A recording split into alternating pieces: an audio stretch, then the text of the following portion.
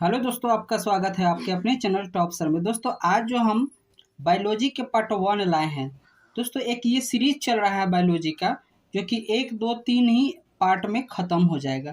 तो चलिए, पहला है जो पार्ट में क्या दिखाया गया है, तो ये देखिए, पादप में भोजन किस रूप में जमा होता है। तो ये जो है स्टार्च के रूप में जमा होता है। ठीक है। अगला जो बात है कि पौधे और पशुओं की कोशिकाओं का वैज्ञानिक अध्ययन क्या कहलाता है, तो कोशिका विज्ञान कहलाता है। ठीक है। अगला जो है पॉइंट, पीतरस कहाँ से निकलते हैं, तो यकृत से निकलते हैं। ठीक है। अगला है पॉइंट, ट्रिप्सिन एंजाइम का क्या काम है, तो ये प्रोटीन का पाचन करता है। ठीक है। अगला जो क्वेश्चन है, मुख गुहा में आहार का कौन सा भाग पाचन करता है, तो मुख गुहा में आहार का तो कार्बोहाइड्रेट आहार पौधे से होता है। ठीक है। यानी कार्बोहाइड्रेट का पाचन होता है, ये चीज़ एक्स्ट्रा लिखा गया है। ठीक। अगला है, स्वपोषण के लिए आवश्यक है, स्वपोषण के लिए क्या आवश्यक है, तो क्लोरोफिल, सूर्य के प्रकाश और कार्बन डाइऑक्साइड जरूरी है। अगला जो है पॉइंट, किसकी उपस्थिति के कारण पौधे का रंग हरा होता है, तो वो क्लोरोफिल के कारण हरा होता है। ठीक है। अगला पॉइंट है कि हाइड्रा में क्या पाए जाते हैं, तो स्पर्शक पाए जाते हैं। अमीबा में अधिकांशतः पोषण होता है, तो अंतःग्रहण के द्वारा होता है। अगला पॉइंट है, अमीबा अपना भोजन कैसे पकड़ता है या कैसे करता है, तो कुटपाद के द्वारा करता है। कौन सा एंजाइम वसा क्रिया करता है, तो लाइपेज काम करता है उस पर। अगला है पॉइंट, आयोडीन की कमी से कौन सा रोग होता है, तो वो घेंगा रोग होता है। कवक में पोषण की कौन सी विधि होती है, तो मृतजीवी होता है। दांत को साफ करने के लिए दंतमंजन प्रायः होता है, कौन सा, तो क्षारीय होता है। कौन उभयलिंगी जंतु है, तो केंचुआ है। सभी हरे पौधे होते हैं स्वपोषी। अगला पॉइंट है, मंड परीक्षण के लिए हरी पत्ती पर आयोडीन डालने से पहले पत्ती का अल्कोहल में उबाला जाता है, तो क्लोरोफिल घुलने के लिए। ठीक है। स्लाइड को सर्वप्रथम कंपाउंड माइक्रोस्कोप से देखा जाता है, तो 10 गुना पर। एक वयस्क मनुष्य के कितने दांत होते हैं, तो 32 होते हैं। अगला पॉइंट है, कुटपाद किस में पाए जाते हैं, तो अमीबा में पाए जाते हैं, इसके द्वारा अपना भोजन ग्रहण करते हैं। आहार नाल की लंबाई कितनी है, तो 8 से 10 मीटर होती है। आहार नाल की सबसे बड़ी भाग कौन सा है, तो वो छोटी आंत होती है। मनुष्य के आमाशय में प्रतिदिन कितना लीटर जो रस निकलता है, वो 3 लीटर है आमाशय रस।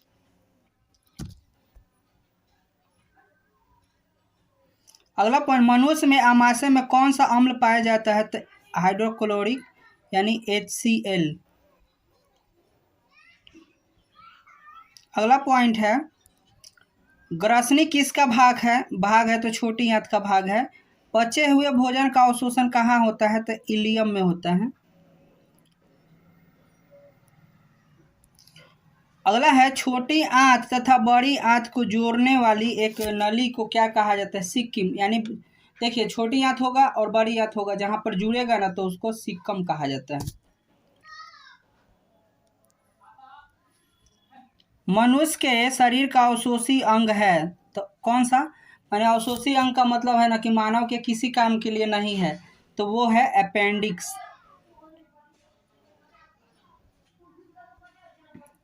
अगला पॉइंट है, वैश्विक क्रियाएं जिनके द्वारा जीवों का अनुरक्षण होता है क्या कहलाता है, तो जैव प्रक्रम कहलाता है। अगला पॉइंट है, वैसे पौधे जो पोषण के लिए सड़ी गली चीजों पर आश्रित रहते हैं, तो मृतजीवी कहलाते हैं। अगला पॉइंट है प्रकाश संश्लेषक अंगक है तो हरित लवक है, प्रकाश संश्लेषी अंग है तो पत्तियां है। वायुमंडल में कार्बन डाइऑक्साइड कितना परसेंट है तो 0.03% है। स्वपोषी पौधे में डैश करने की क्षमता होती है तो क्या प्रकाश संश्लेषण करने की क्षमता होती है। अगला पॉइंट है ऑक्सीजन वाला रक्त को ले जाता है कौन तो धमनी ले जाता है। हीमोग्लोबिन ऑक्सीजन से संयोग करके ऑक्सी हीमोग्लोबिन बनाता है। कार्बन डाइऑक्साइड हीमोग्लोबिन से संयोग करके कार्बोक्सी हीमोग्लोबिन बनाता है। किसका उपयोग कोशिका द्वारा ऊर्जा उत्पन्न के लिए होता है तो वो ग्लूकोज के लिए होता है। दांत की ऊपरी परत को इनामेल कहा जाता है। मानव आहार नाल का सबसे लंबा भाग तो वो छोटी आंत है, अभी हम लोग देखे थे। न्यूक्लियस शब्द किनके द्वारा खोजा गया था तो रॉबर्ट ब्राउन के द्वारा खोजा गया था। क्लोरोफिल का वर्णक रंग होता है हरा। ग्वाइटर अथवा घेंगा पनपता है तो आयोडीन की कमी से होता है।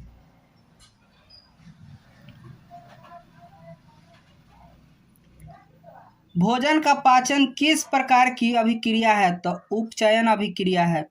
प्रकाश संश्लेषण क्रिया में ऑक्सीजन बाहर निकलता है जल से। मैग्नीशियम पाए जाते हैं तो कहाँ क्लोरोफिल में पाए जाते हैं। मैग्नीशियम यानी Mg कहाँ पाए जाते हैं तो क्लोरोफिल में पाए जाते हैं। जीवन की एक महत्वपूर्ण विशेषता है वृद्धि। अगला पॉइंट है कि प्रकृति में ऑक्सीजन का संतुलन बना रहता है तो प्रकाश संश्लेषण से। स्वपोषी पोषण किसमें होता है तो वो होता है पौधे में, प्रोटिस्टा में और प्रोकैरियोटिक में।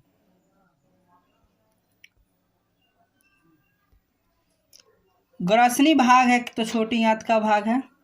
पौधे में प्रकाश संश्लेषण होता है तो दिन में होता है। मृतोपजीवों की उदाहरण है तो गोबर छत्ता। पौधे में प्रकाश संश्लेषण का स्थान है तो क्लोरोप्लास्ट। शुरू से अंत तक प्रकाश संश्लेषण की जो प्रक्रियाएं होती है क्लोरोप्लास्ट में ही होती है। सजीवों की जीवित इकाई क्या है तो वो कोशिका है। परिशेषिका का हिस्सा है आहार नाल।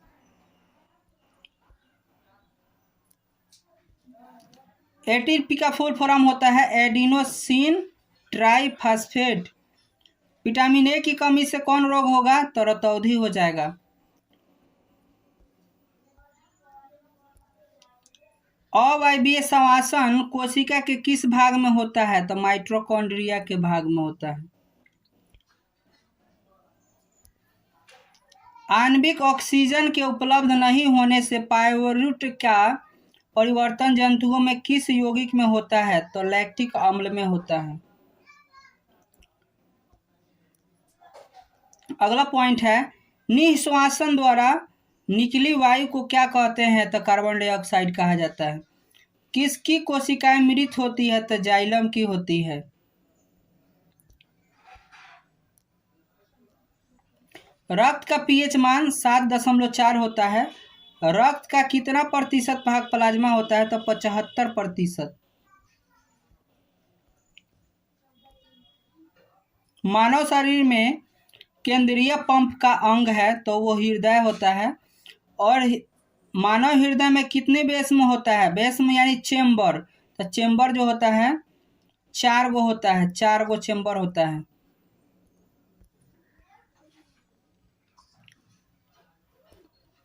एक कोशिकीय शैवालों में जल का परिवहन किसके द्वारा होता है तब परिविसरण द्वारा होता है। ठीक है। श्वसन के अंतिम उत्पाद क्या है तो कार्बन डाइऑक्साइड है, जल है और ऊर्जा है। कौन सी बीमारी श्वसन तंत्र से संबंधित है? तो निमोनिया है। किस प्रकार के श्वसन में अधिक ऊर्जा मुक्त होती है? तो वायवीय में होती है। मछली का श्वसन अंग क्या है? तो गिल्स होता है। तिलचट्टा में कितने जोड़े श्वसन ग्रंथ है? तो वो 10 होता है। निम्नलिखित में से किसे कोशिका का ऊर्जा मुद्रा के रूप में जाना जाता है? तो एटीपी को जाना जाता है। इथाइल अल्कोहल किस प्रकार के श्वसन में बनता है? तो अवायवीय श्वसन में बनता है। पायरुवेट के विखंडन से कार्बन डाइऑक्साइड तथा जल ऊर्जा देती है। यह क्रिया क्या कहलाती है? तो माइटोकॉन्ड्रिया में होती है। कहाँ पर होती है? तो माइटोकॉन्ड्रिया में होती है। अगला पॉइंट है, ग्लाइकोलाइसिस होता है, कहाँ होता है? तो माइटोकॉन्ड्रिया में होता है। किण्वन क्रिया पाई जाती है? तो ईस्ट में पाई जाती है। ट्रेकिया किस जीव का श्वसन अंग है? तो कॉकरोच का है, या ट्रेकिया जो है कीटों का है।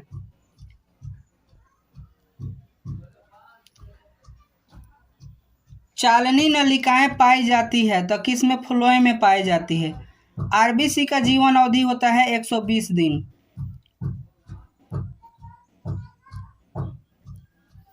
निम्नलिखित में से कौन सा संवहन ऊतक है? तो फ्लोएम है और जाइलम, यानी दोनों है। रक्त क्या है? तो रक्त जो है तरल संयोजी ऊतक है।